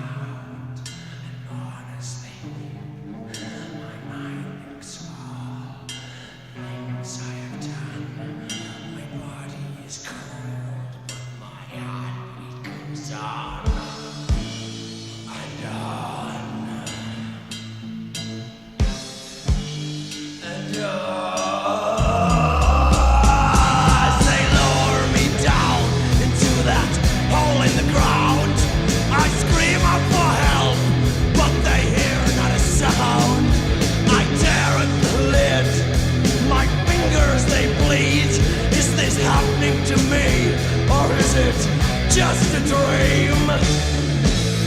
Summon the dead. Baphomet's call. Blood on my hands.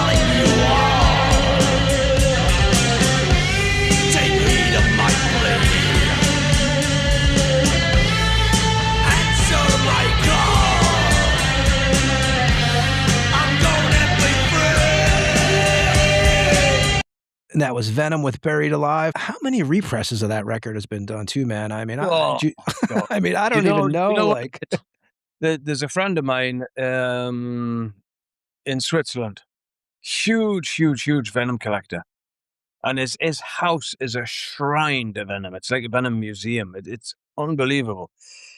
And I spoke to, and I mean, you know, we're always in contact. But many years ago, I spoke to him, and I was just laughing about the collections that he had. I was like, fucking hell, man. You know, I mean, I'm a Kiss fan, I'm a Gary Moore fan, I'm a fucking Judas Priest fan, but I'm fucking not even a tenth of what he's got of Venom, you know, between the you're three. seeing stuff you've never even seen before. Oh, stuff I've fucking hell. Like, what the fuck's that? You know, but at that point, and this was going back years, he had 69 different pressings and versions of black metal. Jesus, it's insane. Yeah, Go so- figure. Go yeah. figure. That's crazy. But yeah, you mentioned that Keep It True. Is that the festival where you guys had the 30-minute meet and greet that turned into like hours? Yeah. It was 30 minutes and it turned into 2 hours. And eventually our TM, Daniel, had to come over and he goes, look, I'm sorry, guys, you've got to get ready for the show. You know, it's like, but yeah, it turned into 2 hours. And we did a meet and greet in Greece that we've just done there. That was set for, again, 30 minutes. That was an hour and a half before we got dragged away again. But, you know, as long as we've got the time to do it, you know, on these meet and greet things, and as long as the organizers will allow it, I mean, you know, what else are we going to do? Sit in the dressing room and I don't know. I'd rather be out there just, you know, signing stuff for people. But yeah, I mean, you sign all kinds of things as well. And even in Greece there, I mean, that was just a few days ago, really. I mean, well, a week ago now. I was still signing things that I've never seen before. What's the strangest thing you've been asked to sign? The telephone off the wall in a hotel in Switzerland. Really? We did a meet and greet in Switzerland in early 80s, and actually Tom Warrior was in the front row. Oh shit. We spoke about this when he did the Keep It True thing, and I remember this guy just turned up with a telephone. It was like, what the fuck? He said, I didn't have any paper or anything. I didn't bring my album. So he just tore the fucking telephone off the wall. And I looked across, and sure enough, bare wires hanging out the wall. So he tore the fucking telephone off the hotel wall. Oh, And we signed the telephone for him. But I mean, the usual story of signing body parts and then seeing them the next time and it's tattooed onto them. And it's some of the dedication to this band is just incredible. It's people ever absolute- bring you records you haven't played on, and how do you react? Is it kind of like, 'cause, you're a pretty down to earth guy. You seem like you treat everybody really well. Is it? Mhm. Does that happen to you often, where someone kind of brings you a record that you're not on? Yeah, I mean, it's happened over the last few festivals where we've been signing stuff, Now, I'll always get handed Calm Before the Storm. And I always say to them, I'm not on this. Do you want me to sign it? I mean, the last song that I wrote for that particular lineup of Venom is on there, The Chanting of Yeah. the Priests. But I say, I'm not playing on this, and a lot of the time they'll go, oh yeah, please just sign it. So I will sign it if they want me to. But what I find absolutely disrespectful is, I've seen some things of Welcome to Hell, Black Metal, At War with Satan, and Possessed, all signed by people who had absolutely bollock all to do with Venom in any way, shape, or form. And I think that is just disrespectful. Because, if somebody handed me a fucking Metallica album and went, oh, well, you toured with them, I would go, I'm not signing. I can't sign that. Exactly. No. I won't sign that. I had nothing to do with any of those songs whatsoever. I didn't play on that album. I'm not part of the band. But I have seen that. I've seen all 4 of the original albums signed by people who should not have signed it. Let's put it that way. Also, keep it true. You had Tom Angel Ripper, right, with you guys. Andy from Sodom played. Yeah. Trying to think of the guests. You had so many guests. I know Vincent, which we mentioned, Eric from Watan. Yeah. You guys had. Is there anybody that you haven't had involved that you would like to have involved? Oh, there's a good few, but I'm not going to mention the names yet because we're still talking to them. Ah. I mean, one that I can mention, I've messaged him and he's messaged me back. We've spoke about it, and he's already said, he says, if I'm ever available and you're around and we're in the same vicinity, then yes, most definitely. And that's Gary Holt. So we Nice. know Gary will jump up and do something at some point. How about KK? We know that's. Do you know what it is? Yeah, I mean, I'd already asked KK. I figured you had to, And, right? I just sent him a message and he was like, I would love to, but I'm in the studio recording the new KK Priest album, and then September they're off on that run with Wasp. So me and KK we've never met each other. We've spoke on the phone, we've texted each other, all that kind of stuff. But we've sort of said in the last message, when I've got the time, I'm going to go across to England, and we're just going to meet up and go for lunch and just sit and talk metal and whatever, But yeah, I would like to get KK involved if we could, even if it was just for one show, because at the end of the day, he's the reason I'm sitting here talking to you now.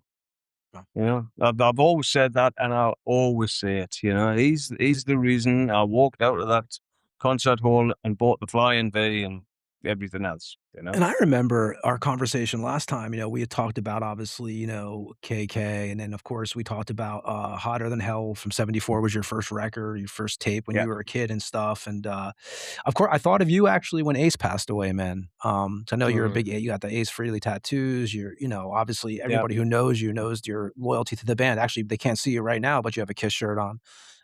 Yeah. Yeah. But I mean, think about like in the last 2025 alone, we lost Ozzy in July of 2025. John Sykes, who I don't know if I was a big fan of John Sykes. Oh yeah. Yeah. I mean, Yeah. an Ace. I mean, yeah. So how is, obviously we're all seeing it. We're as our ages. Like I'm a little bit younger than you, but we're starting to see it happen now. Was Ace a pretty big hit for you? Oh, massive, absolutely massive. Do you know what it is? It hit harder even than Gary Moore. And I remember when I got the news of Gary Moore, Um, 2011, right, Gary Moore? Oh God, yeah. Time flies. I didn't even know Gary had passed. It was the caretaker of a hall that I was doing this rock school project at, and he was opening the hall up, and he said to me, he says, "Oh, you're a guitarist?" I was like, "Yeah." Well, thinking whatever. And I was just loading the little amplifiers in for the kids and stuff. And he said to me, he says, "Oh, this guitarist has just died." And I was like, "All right, hi, okay." He says, "Oh, you might know him, And I was like, "Yes." He got his phone out and he went, "Gary Moore, you know him?" I was like, "What?" I was like, fucking hell. But I remember seeing the news that went up on one social media site, and it was about Ace being in hospital on life support. And I remember I just put a statement up, and I just says, "Oh no, not Ace, please not Ace." And then I just sat on social media all night, just watching it unfold. And then when the news eventually hit that he was gone, I was like, "Oh, fucking hell." And do you know, I mean, I know there was massive coverage. Obviously, there's going to be massive coverage when Ozzy died, Um, but I think it was, it wasn't far behind for Ace. Like the coverage, It's there was devastating a shit. run. It was all over social media, all over the internet, you know.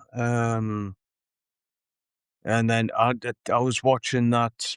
Oh God, that interview he did, where he was saying he was a plumber and Yes. fuck it. I just watched that on rewind constant for ages. It's Yeah. funny you say that because I watched Tom Schneider, the Tom Schneider interview. I watched the same one where they were all, it's a classic interview for Kiss.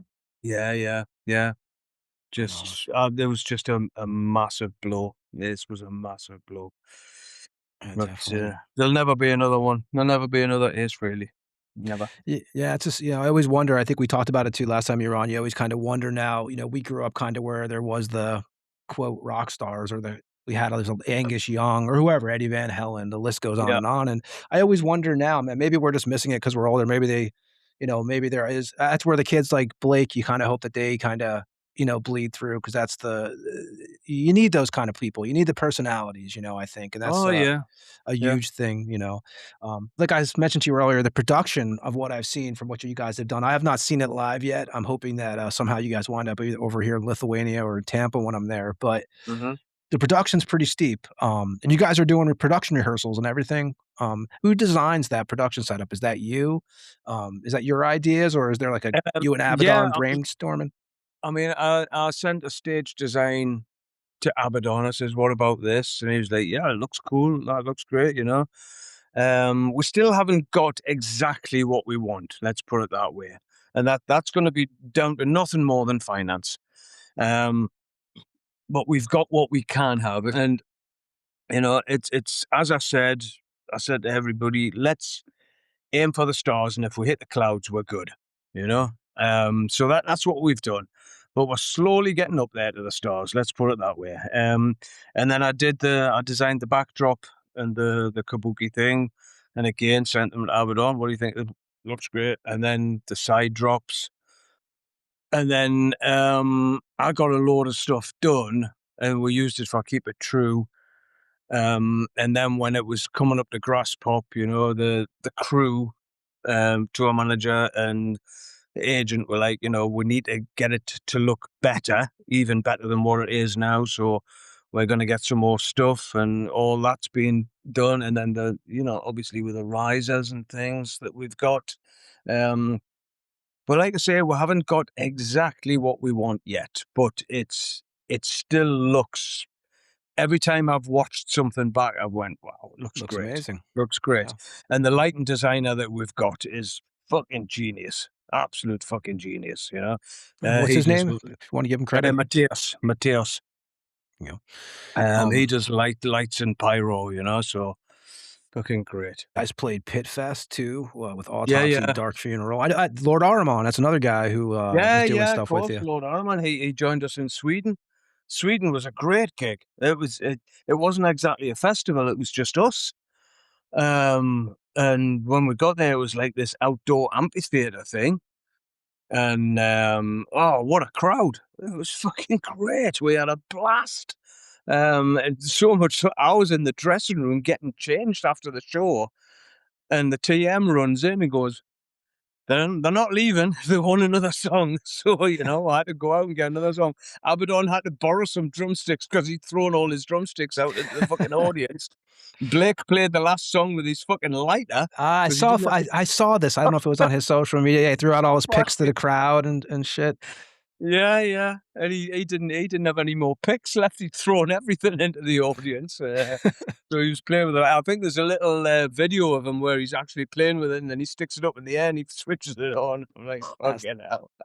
you know, at least hey, Um, you But know, no, it's let's say this. It's getting there. It's getting there. It's getting better and better. You know, we just need that production to come up and up and up and up and up. You know, so there is something that we're aiming towards, but I'm not going to say anything about it because I don't want to give it away. that's cool. It's But cool, man. if it comes off, it's going to be massive. Let's put it that way. Fucking massive. You guys did again. What was it? Grass Pop was June 25th. You guys played Carpatty Hardfest. Yeah. I mean, I'd never heard of it before. I went over there. Great festival. And great crowd. Fucking, what can I say? You know, it was just another one that was on the list, you know, and I was like, well, I've never heard of that particular festival, but okay, let's go, you know, everything's checked out, and then, you know, everything's looked at first. Can we get this? Can we get that? Can we use this? Can we use that? And if we can, then yep, we're going to do it. So we went across, did it. Turned out to be a great festival. Absolutely wonderful. We've been treated amazingly at every single festival that we've done so far. It's been great, you know. And the Grease So, show, which you guys just did, was another oh, was a great event for you guys. oh, it was excellent. That was great. I love playing in Greece anyway, and I think the last time myself and Abaddon played Greece was 1997 Metal Invader Festival. And then obviously coming back with this one, met a lot of friends that we hadn't seen for a long time, you know. But it was great. Great couple of days we had over there. Excellent. You have to be getting hit up a million times. There has to be like the reaction of this Mantas and Abaddon, these shows you guys are doing. I mean, how has the reaction been? You know, it has to be kind of overwhelming. It is overwhelming because, you know, we just see each other as a couple of guys who, you know, we've been in a band together, but, you know, it's something special for everybody else, you know. And I mean, I do realize now how special it is, you know, for people to see us two together. And it's working. And, you know, we've spoke about it, and I've said it at the end of shows that looking back on it and having time to reflect, the partnership that we had should never have drifted. Do you guys feel closer now than you were obviously the last time when Venom Absolutely. inked together? Oh, fucking absolutely. Yeah, absolutely. I think a lot of it has been outside influence from other people. You know, just causing that conflict within things, you know. Yeah, I mean, you know, myself and Abaddon have spoken, and, you know, we've both said that there's a lot of fucking water under the bridge between us, which is between us kind of thing, right, you know. And I'm more, when it comes down to the musical side of stuff, I've got to admit that and he'll say the same thing, that I'm more of a perfectionist than he is, you know. But I don't know what it is, but together It works. it just works. I don't know. I spoke to Andy out of Sodom about this, and he even said, you know, he says, as long as I've been out of Sodom, he says, when me and Tom got back in the rehearsal room and we were playing Angel Dust and Thousand Days in Sodom, because I sent them just a basic drum track over to rehearse to. He says, as soon as we plugged in and played together, we just looked at each other and went, fucking hell. You know, he says, that chemistry was instantly back then. He says, that's what you two guys have got. You know, and even after playing the first show, Andy was like, fucking hell, mate. He says, you really have got this. You know, he says, this is, you know, everybody's saying it. I'm not. Before anybody gets on my case, any fucking keyboard warrior who's sitting in your mum's basement with your fucking pizza, shut the fuck up, because it's like, I'm not saying this, but other people are saying, this is fucking Venom. You know? That's your opinion. Yeah, Me, when I've been asked about it, oh, what do you think of the current Venom situation? I always go, what Venom situation? There isn't a fucking Venom situation. There's bands out there playing Venom music. There's 2 bands out there playing Venom music, and there's one band who, we're not Venom, right? Okay, you're not Venom. Don't play the music anymore. Simple as that. It's like fucking, just don't bother, right? We're just going out there and celebrating the thing. I think the only time people will say like, oh, Venom and all that, you know, the Venom thing is like if the 3 of us ever came back together. Never gonna fucking happen. But that door's probably officially, last time we had you on, there was like a 2% chance, but it's officially closed now.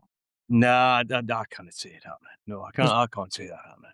Was there a reaction to the new, like when you guys are doing what you're doing now? Have you guys gotten a reaction from other camps that you were involved with in the past? You don't, like, you don't have to say what, you know how it goes here. You just say what you want. Yeah. I mean, oh yeah, there has been reactions, and I'll say right now, I don't give a fuck. Karma is spelled fuck you. So I don't give a shit. Whatever they want to think, they can think, and just get on with it. Go play your fucking shows. Go do whatever you fucking want to do. I don't fucking care. I'm too old and too fucking content to just listen to your bollocks. I'm not bothered, you know. And the thing is, it doesn't matter which camp, which of the other camps it's coming from. Unfortunately, I get sent it all by friends who you think are friends. So, you know, and I've seen a lot of stuff which just in private, it's like, oh, so that's it, is it? All right, okay, no more heart attacks, lol. Nice statement. Well done. But yeah, and I mean, you know, they've all got the flying monkeys who'll do their work for them as well. That's like, I don't care. I'm having too much of a good time doing this. Get on with your band. Do whatever the fuck you want. I don't care, because we're doing what we want to do and we're having a great time. Everybody's perfectly happy, and we're even happier without you. So there you go. You guys got a lot of shit going on, which we'll mention here. And what we're going to do is we're going to play one more track, and then we're going to keep you for like 10 more minutes. We'll let you get out of here, but we're going to play Stand Up and Be Counted from the At War With Satan album. Anything you can tell us about this track? That was basically written to be a crowd anthem. Definitely written to be a crowd anthem. And it will be one of the songs that we're bringing back into the set as well. So, yeah. So, my friends, stand up and be counted. We'll be back on the Tampa Morgue with Mr. Mantas after this track.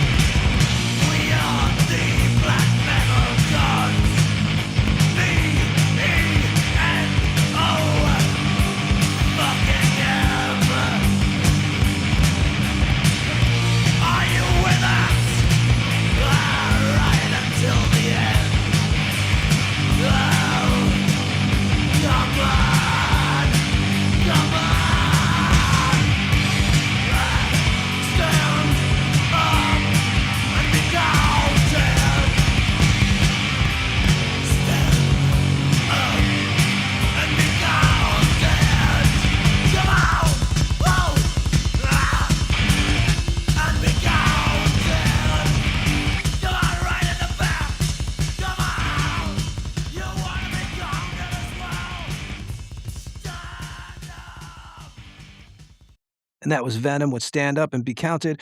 And where is there any places that when's the last time you guys have played Finland? Like, or you know, was there any places that you really want to get back to now that you have this the train rolling? Oh, anywhere and everywhere. You know, we'll go anywhere and everywhere now. I mean, I think the thing that we've said is that the hard touring, you know, the night after night after night after night, 33 you know, flights and shit like that. It's done. yeah, all that kind of stuff now. I think that's over for me, definitely. And I think the same with Abaddon. You know, you've got to remember he's in remission from cancer. And I'm 2 heart attacks in now. You know, he's 66, I'm 65. So hopefully, when we get on stage, we are presenting a good show with a decent amount of energy. What I would hate to do is be exhausted after fucking 10 shows and then just walk on stage and stand in a corner and play. So no, I think the hard touring is out the window. If there was going to be anything like that, we would have to sit down with agent, management, and crew and plan it out specifically, you know, so there was, you know, sufficient rest days, let's put it that way. But 85, I think, was the last time we played in Finland. But you know, we'll go wherever wants us. It's as simple as that. You know, and if we can get there, then great.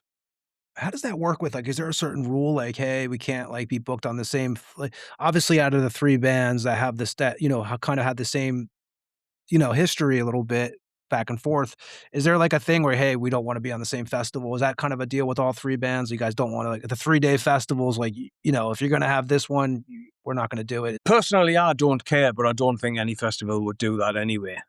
You know, I really don't. I don't see the point, to be brutally honest.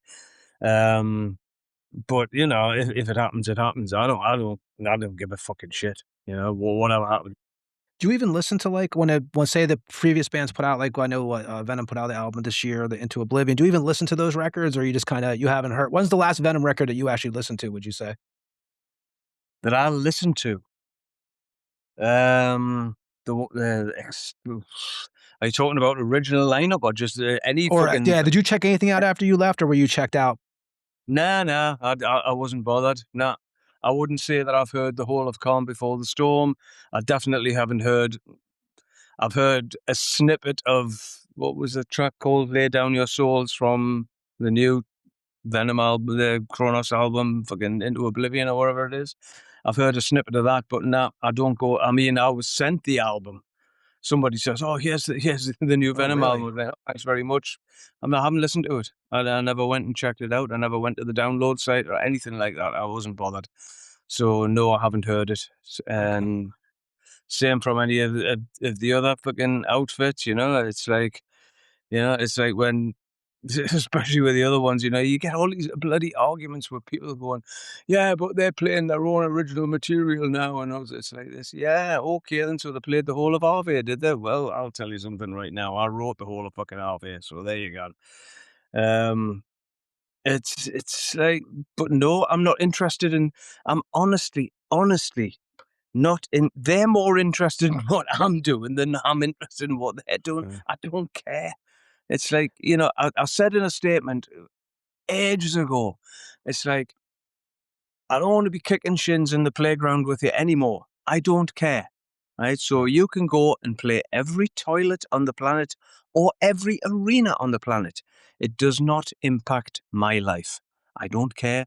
Get on with it. Goodbye. That's it. And how about your book, man? Last time we had you on, you just put out the Losing My Faith. Actually, another thing too is the last time I talked to you, I think you had like 12 tracks put to the side for your solo record, Yeah. stuff you're working on. Is there any, like, do you have a plan on putting out the solo record still, the 12 tracks? I'm still going to do that. Yeah. I mean, there's that, and there's another project which I'm working on. In fact, there's 2 other projects that I'm working on when I get the time. I've had to sort of shelve them for the time being.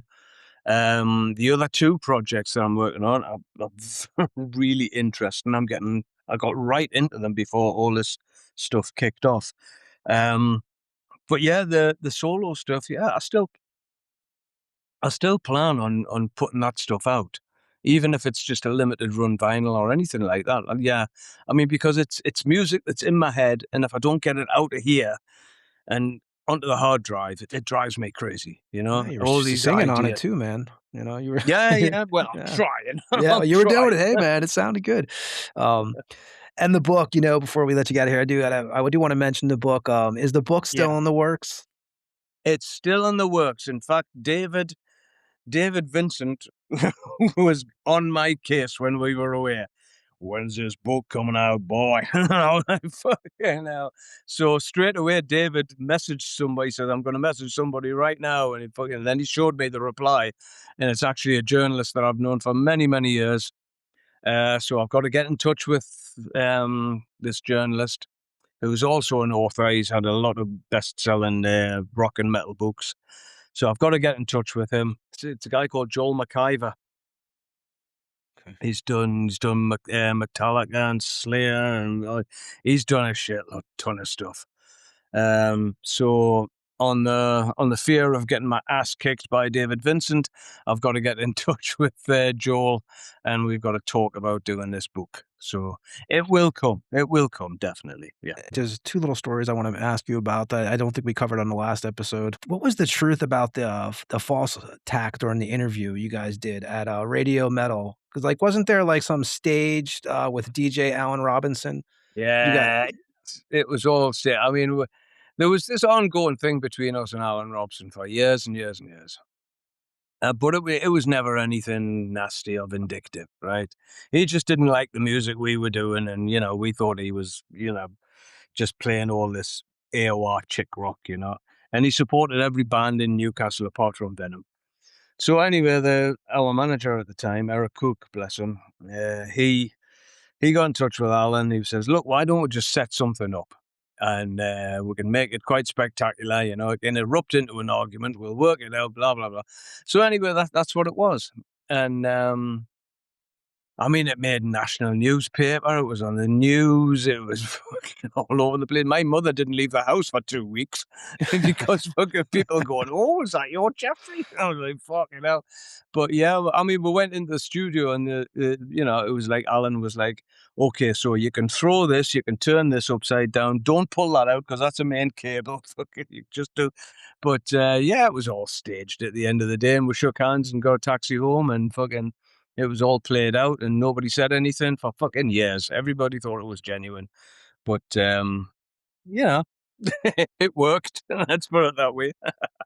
do you happen to remember you guys played City Gardens in Trenton, New Jersey, where I'm from? Do you remember that show with Black Flag? Oh no, I don't remember.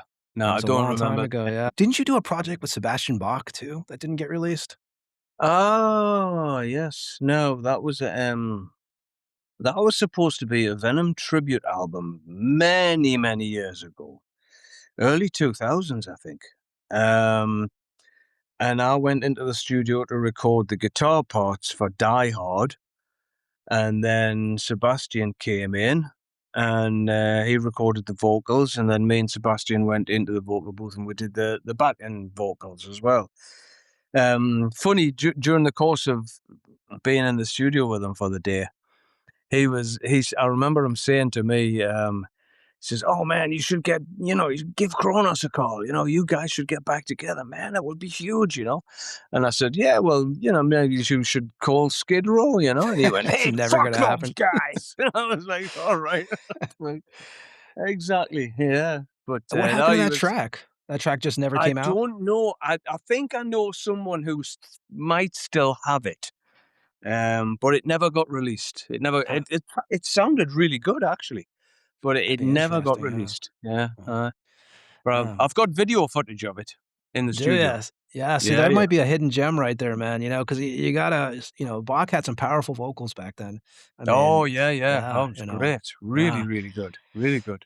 Yeah, Yeah. no, and Jeff, we again, man, I'm glad I know you've been busy. I've been seeing what you've been doing. And I know the last time we talked to you, it was a totally different world going on, and everything just changed like in a matter of months, which is awesome. We're happy for you, Mm. and yeah, I mean, like again, we got the. I'd had to ask you, man. Maybe some new music, which is exciting. I'm excited for what you guys have coming up, and I said I hope to see you guys in our area where we're at, and stuff. And I wish you nothing but the best, man. Yeah, hopefully we'll be busy, but anything, any news about the new music or anything like that, I'll let you know. I'll let you know. But it's a definite possibility. Let's put it that way. Yeah. Awesome, man. Well, dude, Jeff, anything you want to say on the way out of here? Oh, fucking hell! It's like just to everybody who's been coming to these shows, to the old brigade and to the new brigade as well. I mean, so many young people coming to the shows and singing all the words to the Venom songs. It's unbelievable. And all I've got to say is, if that wasn't there, if that support wasn't there, then we wouldn't be doing this. I've said it for years. The fans are the lifeblood and the oxygen of the music industry. And without you guys, we don't exist. Yeah, we'd all have regular jobs. There wouldn't be a podcast like this. There wouldn't be record stores. There'd be fuck all. If everybody at one point decided, I'm never buying music again, bosh, that's it. Collapse. So, thank you. That's all I've got. I've got nothing more to say than thank you, And thank you seems such a small word after 45 years of support. Seeing these people turning up to the shows now in their thousands, I might add. It's just incredible. Absolutely incredible. So huge, huge, huge love and respect to every single one of you. Thank you so much. And it's going to get better and better from us, and we're back to stay. And anybody who wants to find anything to do with Mantas Abaddon, or you still have the Patreon up and stuff, where would you send them? Any links you want to give out? I mean, you can go to my sites on Facebook, Jeff Mantas Dunn. There's the Venom Mantas Abaddon site on Instagram, all that kind of stuff. We're not really pushing at the moment, but we should do, because it's social media. But I'm a dinosaur, so I'd rather just get out there and play. But yeah, I mean, Mantas, Venom Mantas Abaddon on Instagram. Go there. Give it a follow. You'll get all the news and all that kind of stuff. And go and follow my little cat as well, Flipper. Yes, the cats. How are the cats doing, man? I saw Flipper and I've seen the cats. Yeah, they're doing really well. I've just rehomed a couple of them. So I just re-had a couple of kittens, and they've gone to their brand new home. And they're great. They're really good. But I've got one now which has got cerebral hyperplasty, and I'm keeping him in the house. And it means that the part of his brain which controls balance didn't develop when he was developing in the womb. So he's what they call a wobbly cat. So he wobbles all over the place, and but he's such a sweetheart. But he's got his own Instagram page called Flipper Puss. So go and see him. And is there any place everybody wants to help out, like, with the costs? I know Donald Tardy from Obituary does a lot of stuff for cats in Florida and stuff like that. Do you have anywhere that people can help out with the cats, or? No, not really at the moment. I don't do that kind of thing. Everybody says I should do. Says, oh, just put a PayPal button up somewhere, and fucking, people can buy you a tin of cat food or something.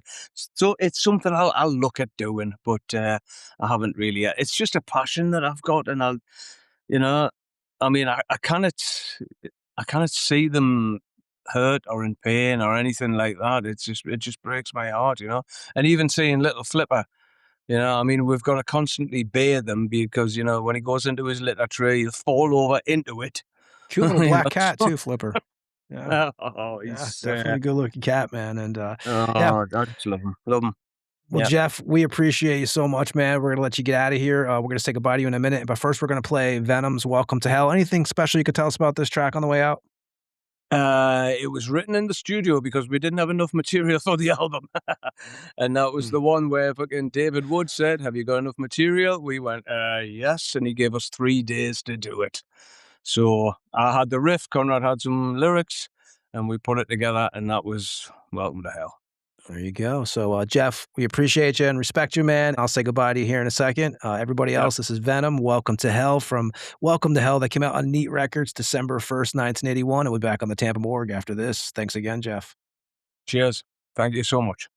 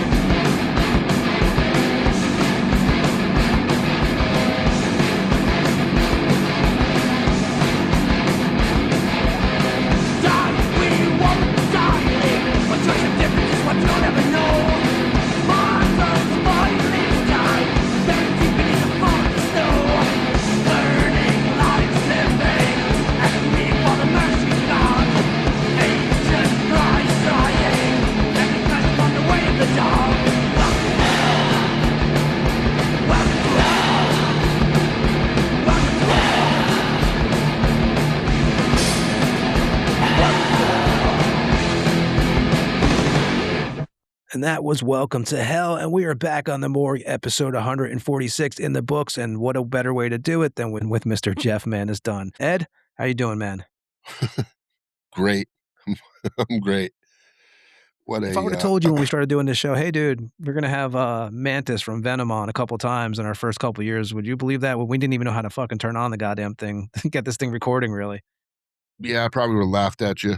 But, you know, a lot of things have surprised me since we've been doing this 146 now in the books. And yeah, man, who would have thought? I would honestly, there's a ton of people we've gotten on here that I would have never believed we would have got on here. So yeah, I mean, but that dude doesn't hold back. So there's that. Yeah, man, new music, huh? I have not heard that anywhere, but Jeff did. I could tell at first he was kind of didn't know what to say, but there is a possibility of new music, and you know, Is it me or do you hear stuff, unheard stuff here first? Is it me or does that happen a lot? Right? Oh, Since weird. we have no huh? listeners, it's easy to say here. You don't have to worry about anybody listening. Only joking. It's a safe spot. You give any plan you want out, and like there might be like 6 stone dudes in their basement, like hearing it. No, I'm only joking. I look at it like the you ever see those videos? You can't see what I'm doing, but where the girl's like opening and closing her hand, and which means like if you're, or the one where the wife's talking and she says, if you're in trouble, blink like this, and the husband's standing behind her Team blinking. America when he's waving his arms around. Yeah, I mean that's kind of like what this show is. You know, if you're in trouble, just blink. You know. Yes, you can pretty much say anything on here, but no, it's awesome to have Jeff on, man, again for a second time. Yeah. And yeah, and again, if you want to hear a whole Venom history lesson, go back to last year's episode. You will not be disappointed. We are not ones to raise our own flag and wave it, but I will say I don't know if there's a more in-depth Venom interview than that one. I'd be doubtful that there is. But Ed, I'm ready to get the hell out of here. It's been I've been traveling with the family this week, and I'm exhausted. And we kind of, like I said, this show was kind of a spur of the moment. Like, hey, let's put out another episode this week. We took off 2 weeks actually, so they'll see we made up for it, I guess. True. Yeah, we got Eric from Zorn coming on, who just on tour now, so we'll talk to him next week. And then we got Breon from Cutthroat out of Ireland. So we had a bunch of shit going on, and we're working on other stuff too. But Ed, unless you have anything else, I don't know. Nah, man, this was just to honor Mike Browning, who was our friend. And a friend of so many in that damn scene. I mean, yeah, man, that's why we kind of did this to, you know, to honor him and do the right thing. 62, very young, man. You think about it, like, you know, it's not old, man. And I think the good thing about the Tampa Morgue is, and this show is, Mike's name will come up every other episode probably, or, you know, that's what this show is pretty much a nod to the history of these bands and their, you know, and the memory of their music and the memory of the people who play it. And so, you know, Mike will not be forgotten here. That I can guarantee everybody. That is a fact. Yeah, next week we'll be back on the Tampa Morgue, and we'll have Eric from Zorn out of Philadelphia on. So if you haven't checked them out, check out their new album that just came out. It's only 20 minutes too, the new album.